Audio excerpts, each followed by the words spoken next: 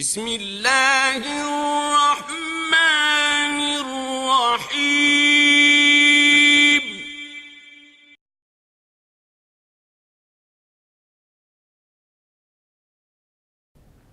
یہاں ایک چیز اور بھی آ رہی ہے سامنے، وَعَلَّمَ آدَمَ الْأَسْمَاءَ كُلَّهَا، اللہ نے آدم کو تمام ناموں کی تعلیم دی۔ یہ کلہا، کل کے ساتھ ہا کا لفظ آ رہا ہے۔ ہا کی جو ضمیر آ رہی ہے اس میں جاندار، بے جان، عقل مند اور غیر ذوی العقول سارے اس کے اندر شامل آ جاتے ہیں، سب اس کے اندر داخل آ جاتے ہیں۔ لیکن آگے کیا کہا جا رہا ہے؟ ثم عرضہم، پھر انہیں پیش کیا۔ یہاں ہا نہیں کہا اللہ تعالیٰ نے کہ ثم عرضہا، کلہا عرضہا نہیں، کلہا عرضہم، اور ہم کی جو ضمیر ہے یہ صرف اور صرف صاحب عقل، ذوی العقول موجودات کے لیے استعمال ہوتی ہے۔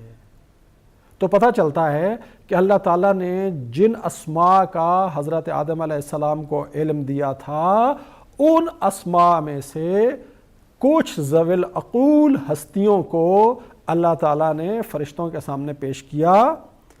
وَقَالَ أَنبِئُونِي بِأَسْمَاءِ هَؤُلَاءِ، اور کہا فَقَالَ أَنبِئُونِي بِأَسْمَاءِ هَؤُلَاءِ، کہا مجھے ان کے نام بتا دو، ان کنتم صادقین، اگر تم اپنے اس دعوے میں سچے ہو جو تم نے آدم کے بارے میں کیا۔ قالوا سبحانک، انہوں نے کہا تیری ذات ہر نقص سے پاک ہے۔ کیا کر رہے ہیں فرشتے؟ یہ کہہ کر اپنے نقص کا اعتراف کر رہے ہیں کہ یا اللہ ہر چیز میں کامل تو تیرا علم ہے، ہر چیز میں کامل تیری ذات ہے، ہم تو ناقص ہیں بہت۔ لا علم لنا الا ما علمتنا، ہمارے پاس تو صرف اسی چیز کا علم ہے جو تو نے ہمیں سکھائی۔ انک انت العلیم الحکیم، اور تو خوب جاننے والا اور حکمت والا ہے۔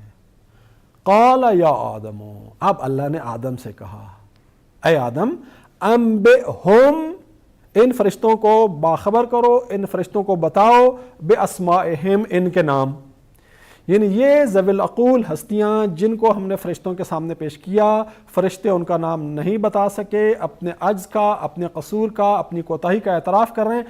اے آدم اب تم ان کے نام فرشتوں کو بتاؤ۔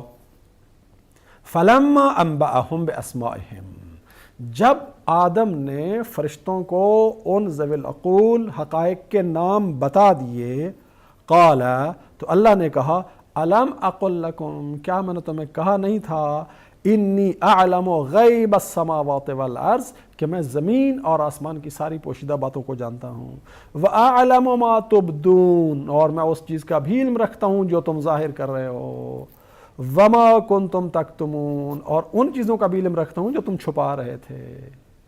یعنی آدم کے بارے میں اپنی فضیلت، اپنی برتری، اپنی تقدیس کے دعوے کچھ تو تم نے بیان کر دی تھیں، اور کچھ تمہارے اندر چھپی ہوئی تھیں، وہ جو تم نے بیان کر دی وہ بھی میں جانتا ہوں، اور جو تم نے بیان نہیں کی، جو پوشیدہ ہیں تمہارے اندر، وہ سب بھی میں جانتا ہوں۔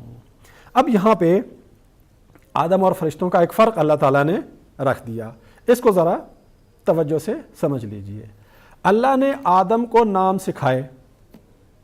آپ کسی شخص کو، ایک استاد کسی طالب علم کو صرف نام بتاتا ہے کچھ چیزوں کا، وہ چیزیں سامنے نہیں ہیں، نام بتا دیتا ہے ان چیزوں کا، اور پھر وہ چیزیں اس کے سامنے لا کے رکھی جاتی ہیں، اور وہ ان میں سے ایک ایک کا نام بتانا شروع کر دیتا ہے۔ اس کا مطلب کیا ہے کہ وہ نام سے مسمہ کو پہچاننے کی صلاحیت رکھتا ہے۔ فرشتوں کے سامنے مسمہ لائے گئے، فرشتے ان کے نام نہیں بیان کر سکے، یعنی فرشتے مسمہ کو دیکھ کر اسم نہ بتا سکے۔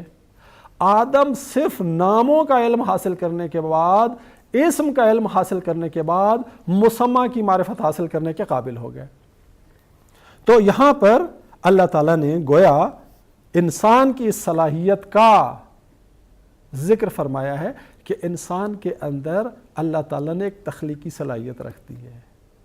اللہ تعالیٰ نے انسان کے اندر ایک قسم کی کریٹیوٹی کی خصوصیات رکھ دی ہیں. اسے کچھ علم دے دیا جائے تو وہ اس سے آگے مزید علم حاصل کرنے کی صلاحیت رکھتا ہے، جبکہ فرشتوں کی صورتحال کیا ہے کہ جو اسے سکھا دیا گیا، جو فیڈ کر دیا گیا، اس سے وہ مزید آگے علم حاصل کرنے کی صلاحیت سے بے بہرا ہے. انسان کے اندر یہ صلاحیت ہے کہ اسے کچھ علم دے دیا جائے تو اس کچھ علم کی بدولت وہ آگے مزید چیزوں کا علم حاصل کر سکتا ہے جو اس کے اوپر مخفی ہوتی ہیں اور پوشیدہ ہوتی ہیں.